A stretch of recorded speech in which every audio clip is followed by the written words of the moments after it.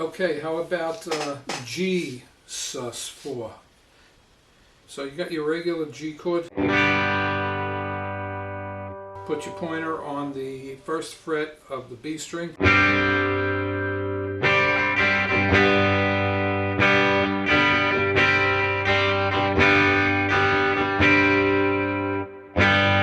So the trick is, when you're playing the whole G chord,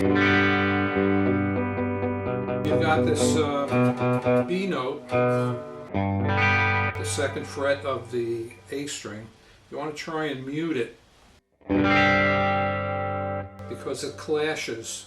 It sounds like this. Not good. So here's your G chord. Mute the B note.